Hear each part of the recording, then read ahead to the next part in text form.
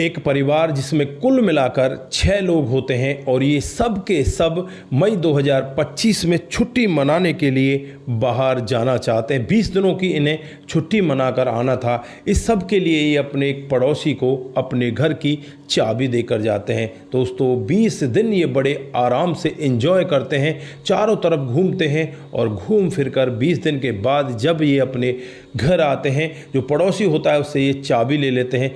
चाबी खोलने के बाद जब अंदर घर के जाया जाता है, इनके घर में 6 कमरे होते हैं। दोस्तों इनकी आंखें फटी की फटी रह जाती हैं कि यहाँ पर तो बहुत बड़ा कांड हो गया। अब इनका शक उसी पड़ोसी के ऊपर जाता है। पुलिस को बुलाया जाता है, पुलिस उस पड़ोसी को गिरफ्तार कर लेती है। लेकिन यहाँ पर जो असली कांड करने वाला होता है वो तो कोई और ही होता है। दोस्तों कैसे यहाँ पर इस मामले का खुलासा होता है, बड़ी ही रोचक कहानी है। अगर आप लोग पूरे मामले को डिटेल से जानना चाहते हैं तो वीडियो को जरा सा भी स्किप ना करें, लास्ट तक वीडियो को जरूर देखिएगा। दोस्तों आगे बढ़ने से पहले हमारी वही रिक्वेस्ट की जो हमारे चैनल के साथ नए हैं, कृपया करके चैनल को फॉलो कर लें, बेल आइकन को जरूर प्रेस करें। नमस्कार, जय हिंद। आप देख रहे हैं APH न्यूज राहुल रावत के साथ। दोस्तों आज की जो हकीकत की घटना आप लोगों को बताने जा रहा हूं, ये महाराष्ट्र के भंडारा जिले की है। यहां पर एक विनोद नाम का व्यक्ति, जिसके परिवार में उसकी पत्नी, 2 बेटियां, एक बेटा और बहू रहा करते हैं। ये मई 2025 में 20 दिनों की छुट्टी मनाने के लिए बाहर जाना चाहते हैं और फिर ये अपना प्लानिंग भी बना लेते हैं। प्लानिंग के तहत ही अपने पड़ोसी, जिसका नाम कुंदन लाल होता है, उसे चाबी देकर ये घूमने के लिए चले जाते हैं।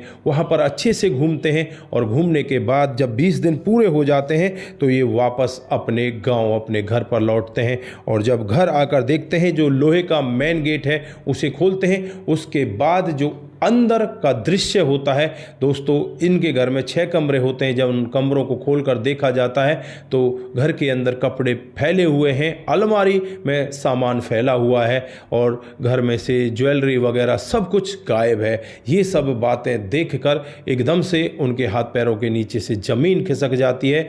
अब यहाँ पर वो सोचने लगते हैं कि क्यों ना पड़ोसी के पास जाया जाए, उसे पूछा जाए। लेकिन पत्नी यहाँ पर अपने पति को मना कर देती है कि ऐसे तो पड़ोसी उल्टा ही हमारे ऊपर चिल्लाएगा, तुम ऐसा करो पुलिस को बुला लो। फिर ये पुलिस को बुला लेते हैं, पुलिस को पूरा मामला बताया जाता है। पुलिस यहाँ पर उस कुंदन लाल को गिरफ्तार कर लेती है, उससे अपनी सख्ती के साथ पूछताछ करने लगती है। कुंदन लाल यही कहता है कि साहब मुझे नहीं पता यहाँ पर हुआ क्या है, मेरे पास चाबी थी और मैंने तो चाबियों को ऐसे ही रख दिया था, उसके बाद मुझे नहीं पता कि यहाँ पर हुआ क्या है। और अगर कुछ हुआ भी है तो मेरे पास अंदर की चाबी कहाँ है, मेरे पास तो मेन गेट की चाबी थी, अंदर भी तो ये कांड हुआ है, अंदर के ताले कैसे खोले गए। दोस्तों पुलिस से ये उल्टा सवाल करता है। पुलिस कहती है कि अच्छा अब हमें ही उल्टा तू सिखाएगा, खुद ऐसा काम करता है। इसके साथ मार पिटाई भी की जाती है, लेकिन कोई भी सबूत नहीं होते, फिर इसे छोड़ दिया जाता है। दोस्तों अब यहाँ पर जैसे ही अगला दिन आता है, अगले दिन जो ये व्यक्ति होता है विनोद कुमार, इसके पास एक अननोन नंबर से फ़ोन आता है और वो यही कहता है कि अगर तुम्हें पूरे मामले की जानकारी करवानी है तो विनोद के घर की तलाशी लेवाइए। दोस्तों ये सब बातें जो विनोद कुमार है वो पुलिस को बता देता है, यानी कि कुंदन के घर की तलाशी होनी चाहिए। और फिर यहाँ पर कुंदन के घर की तलाशी पुलिस लेने लगती है। कुछ कपड़े वहाँ पर मिल जाते हैं और कपड़ों को देखकर अब इस कुंदन लाल के ऊपर शक पूरा का पूरा मंडरा जाता है और पुलिस अब इस कुंदन लाल की जमकर पिटाई करने लगती है। दोस्तों जो पुलिस अब तक बिल्कुल ठंडे बस्ते में चल रही थी, अब वो बहुत ज़्यादा गर्म हो जाती है और कुंदन लाल की इस तरह से धुनाई करती है। कुंदन लाल थोड़ी देर बाद ही अपना जुर्म कबूल कर लेता है। वो कहता है कि मैं शेयर मार्केट में पैसा लगाता था और वहाँ पर मैं हार गया था, इसलिए मैंने इनके घर से चोरी की। 10-12 लाख का जो सोना है वो मैंने एक जगह दे दिया है। दोस्तों अब ये पूरे जो बयान होते हैं उन्हें दर्ज कर लिया जाता है और फिर इसे कोर्ट के अंदर पेश किया जाता है। लेकिन जैसे ही जज साहब के सामने ये जाता है तो ये अपने बयान बदल देता है। कहने लगता है कि साहब मुझे ज़बरदस्ती टॉर्चर किया गया है, मेरे साथ में इन्होंने बदसलूकी की है। जिसकी वजह से मुझे मजबूरन ये जुर्म कबूल करना पड़ा। फिर यहाँ पर इस व्यक्ति कुंदन लाल का मेडिकल टेस्ट होता है, जिसमें 2-3 पसली इसकी टूटी मिलती हैं और यहाँ पर बर्बरता का पूरा सबूत मिल जाता है। जो जज साहब हैं वो इन पुलिस वालों को फटकार लगाते हैं और 2 पुलिस वालों को यहाँ पर सस्पेंड कर दिया जाता है, जिनमें एक चौकी प्रभारी होता है और एक हेड कांस्टेबल होता है। दोनों को सस्पेंड कर दिया जाता है।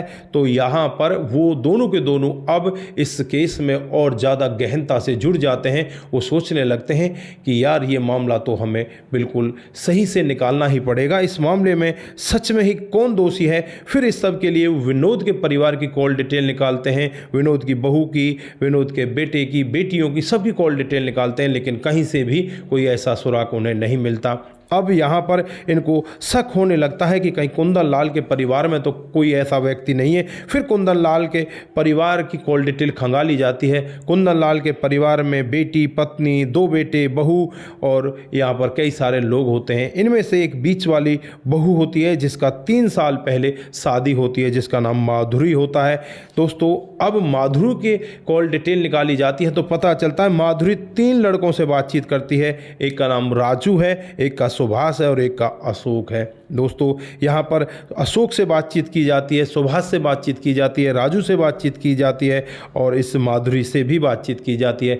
माधुरी इन पर उल्टा ही आरोप लगाने लगती है, कहने लगती है कि तुम्हारी हिम्मत कैसे हो गई मेरी पर्सनल लाइफ में दखल अंदाजी करने की। दोस्तों यहाँ पर पुलिस कहती है कि हम आपकी पर्सनल लाइफ में दखल अंदाजी नहीं कर रहे, लेकिन इन लोगों से आप क्यों बात करती हो। तो यहाँ पर वो यही कहती है कि ये मेरे बॉयफ्रेंड है, मैं इनसे बात करूँ ना करूँ तुम्हें इस बात से क्या मतलब है। दोस्तों पुलिस भी अब रुक जाती है और फिर पुलिस यहाँ पर एक राजू नाम के लड़के को पकड़ती है, उससे पूछताछ करती है, लेकिन राजू यहाँ पर कोई खुलासा नहीं कर पाता। फिर राजू के मोबाइल की कॉल डिटेल निकाली जाती है तो पता चलता है कि राजू एक राम सिंह नाम के व्यक्ति से बार बार बात करता है। अब राम सिंह के बारे में पता लगाया जाता है तो राम सिंह एक ताला चाबी बनाने वाला होता है, जो सिकलीगर होते हैं। अब राम सिंह के ऊपर पुलिस का पूरा शक चला जाता है। राम सिंह को अपनी गिरफ्त में लेती है और 4 डंडों में ही राम सिंह सब कुछ उगल जाता है। वो कहता है कि साहब बस मैंने तो पैसों के लिए काम किया, मैं 2 रात एक घर के अंदर रुका था, वहाँ पर मैंने कई तालों की चाबियाँ बनाई, उस सब के लिए मुझे 20,000 रुपये दिए गए।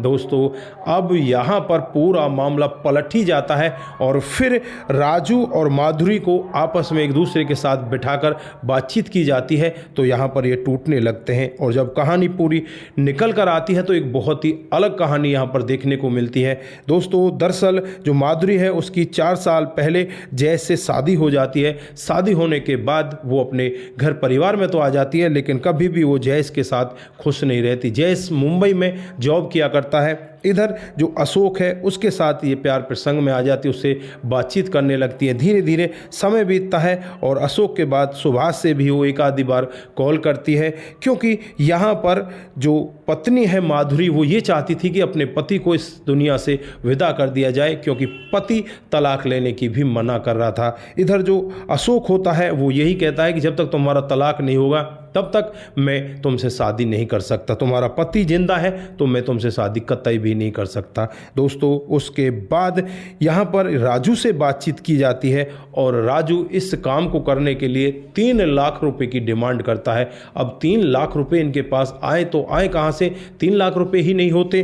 फिर यहाँ पर ये एक प्लान बनाते हैं। प्लान के तहत जो माधुरी है राजू से कहती है कि ऐसा करो, हमारे पड़ोस में एक घर है उसमें काफ़ी सारे जेवरात और सब कुछ मिल जाएगा, वहाँ से तुम चोरी करा दो। दोस्तों जो चाबी होती है खुद माधुरी अपने बाबा यानी अपने ससुर के वहाँ से लेकर आती है और इस राजू को दे देती है। राजू ताला खोल के अंदर तो जाता, अंदर देखता है बहुत सारे ताले लगे हुए हैं। अब इन सब तालों को खोला कैसे जाए, फिर इस सब के लिए वो एक लड़के को ढूंढता है जिसका नाम राम सिंह होता है, जो तालों की चाबी बनाता है। उसे अपने साथ लेकर जाता है और 2 रात उसे वहीं पर लेकर रहता है। वो सारे तालों की चाबियां बना देता है और उन्हें खोल खोल कर दिखा देता है। उसके बाद जो राम सिंह है उसे 5,000 रुपये दे दिए जाते हैं और उससे कहा जाता है बकाया तेरा जल्दी मिल जाएगा, तू बस अब अपने घर जा। उसके बाद राम सिंह अपने घर चला जाता है। राजू यहाँ पर रुकता है और राजू फिर यहाँ पर माधुरी से बातचीत करता है और माधुरी से कहता है तुम्हारा काम हो जाएगा, लेकिन इस सब के लिए तुम्हें एक बार एक रात मेरे साथ में बितानी होगी। दोस्तों, माधुरी तैयार हो जाती है और उस पड़ोस के ही घर में ये दोनों रात बिताते हैं। यहाँ पर जो राजू होता है इस ज्वेलरी वगैरह को सबको इकट्ठा कर लेता है। जो माधुरी होती है उसमें से कुछ कपड़े ले जाती है क्योंकि वो अपने ससुर को फंसाना चाहती थी। दोस्तों, अब यहाँ पर उन कपड़ों को वहाँ डाल देती है। उसके बाद राजू इन जेवरातों को लेकर मुंबई जाना चाहता था क्योंकि यहाँ से मुंबई की दूरी लगभग 800 से 850 किलोमीटर है। वहाँ जाने के बाद वो वहीं पर इस कांड को अंजाम देना चाहता था क्योंकि किसी को कानो कान पता नहीं लगेगा कि हुआ क्या है। दोस्तों, अब ये वहाँ जाने वाला था, लेकिन उससे पहले यहाँ पर जो पत्नी होती है माधुरी खुद राजू से फ़ोन करवाती है कि इस व्यक्ति विनोद कुमार के पास फ़ोन करो और नाम कुंदन लाल का बताओ। फिर यहाँ पर ये ऐसा ही करते हैं और फिर यहाँ पर ये कुंदन लाल फंस जाता है। कुंदन लाल को जेल के अंदर भेज दिया जाता है। दोस्तों, इस तरह से जब पुलिस भी ये पूरी कहानी सुनती है तो पुलिस यहाँ पर 3 लोगों के खिलाफ मामला दर्ज करती है, जिसमें माधुरी, राजू और राम सिंह जो ताले बनाने वाला है। दोस्तों, इन तीनों के खिलाफ मामला दर्ज कर दिया जाता है और इन तीनों को पकड़कर जेल के अंदर बंद कर दिया जाता है। इधर जो कुंदन लाल है उसे बाइज्जत बरी कर दिया जाता है और फिर यहाँ पर जो कोर्ट है वो भी फटकार इन पुलिस वालों को भी लगाते हैं और यहाँ पर कहते हैं कि आपको अगर चाहिए तो आप मानहानि का दावा भी डाल सकते हैं। दोस्तों, कुंदन लाल बिल्कुल टूट चुका था। वो बस अपने घर आता है और कुछ नहीं कहता क्योंकि वो अपने घर के अंदर से ही हार चुका था। उसके घर की पत्नी ने ही उसे फंसाने का प्लान बनाया था। तो दोस्तों, यहाँ पर आप लोग क्या कहना चाहते हैं कुंदन लाल के बारे में? क्या कहना चाहते हैं उस पत्नी के बारे में जिसने इतना बड़ा क्राइम कर दिया? आपकी जो भी राय है एक बार कमेंट बॉक्स में ज़रूर देकर जाएं। दोस्तों, जिन साथियों ने हमारे पिछले वीडियोज़ पर कमेंट किए थे उनका नाम हम यहाँ पर बारी बारी से लेने वाले हैं। सबसे पहला जो कमेंट आता है वो रघु रावत का आता है। वो लिखते हैं कि आपकी कहानी बहुत ही बेहतर होती है रघु जी, बहुत बहुत धन्यवाद। उसके बाद जो कमेंट आता है बिमला ग्रिप्स का आता है, सो ट्रू, बहुत बहुत धन्यवाद। उसके बाद जो कमेंट आता है वो कमेंट आता है समाधान पाटिल का, भाई साहब आप बहुत मेहनत करते हो। समाधान पाटिल जलगांव महाराष्ट्र से बहुत बहुत धन्यवाद। मुनमुन श्रीवास्तव जी, आपने बहुत सुंदर कहानी बताई है, इससे सीख मिलती है, जैसी करनी वैसी भरनी। जय हिंद, जय भारत। गोपालगंज बिहार 28 वार्ड नंबर 23 से बहुत बहुत धन्यवाद। रतनलाल शर्मा जी, नमस्कार भाई साहब, आपकी कहानी बहुत ही अच्छी लगती है, सराहनीय होती है, बहुत बहुत धन्यवाद। शंकर स्वामी जी, आपकी कहानी अच्छी लगती है। Bhupendra Kumar ji, very very good story, बहुत बहुत धन्यवाद। विष्णु दत्त जी, नाइस लिखते हैं, बहुत बहुत धन्यवाद। उसके बाद में विष्णु दत्त जी, अवैध संबंधों का मतलब ज़िंदगी से हाथ धोना है, ज़िंदगी खराब करना है, ऐसे रिश्ते से अपने आप को दूर रखें, बहुत बहुत धन्यवाद। उसके बाद में बसंत सिंह जैनवाल जी हमें कमेंट करते हैं, कहानियाँ सुनकर बहुत अच्छा लगता है, कभी कभी तो रो पड़ते हैं हम, ऐसी कहानियाँ बहुत हमने सुनी हैं, बहुत बहुत धन्यवाद। उसके बाद गुरदयाल खिलेरी जी, रावत साहब नमस्कार, भाई साहब नमस्कार जी, गुरदयाल जी बहुत बहुत धन्यवाद आपका। आप इसी तरह से हमारे साथ बने रहें, इसी तरह से अपने कमेंट हमारे साथ में करते रहें। दोस्तों, अगला जो कमेंट आता है सूरज DEO का आता है, वो भी लिखते हैं कि आपकी कहानी बहुत ही बेहतर होती हैं, बहुत बहुत धन्यवाद। महेश भाई पटेल जी, बहुत बहुत धन्यवाद, आप कमेंट हमारे हर वीडियो पर करने लगे हैं, आपका बहुत बहुत धन्यवाद। उसके बाद में जो कमेंट आता है हरेंद्र प्रताप सिंह राजपूत का आता है, बहुत बहुत धन्यवाद। अरविंद शाह जी कमेंट करते हैं, कामरे आलम जी कमेंट करते हैं और फतेह सिंह लाखवाल जी वेरी नाइस स्टोरी लिखते हैं, बहुत बहुत धन्यवाद। उसके बाद प्रदीप सिंह जी हमें कमेंट करते हैं, आप सभी का दिल की गहराइयों से बहुत बहुत धन्यवाद। आप सभी लोग इसी तरह से हमारे साथ में बने रहें, इसी तरह से अपने कमेंट हमारे साथ में साझा करते रहें, सतर्क रहें, सावधान रहें, रिश्तों की अहमियत को ज़रूर समझें। नमस्कार, जय हिंद, जय भारत।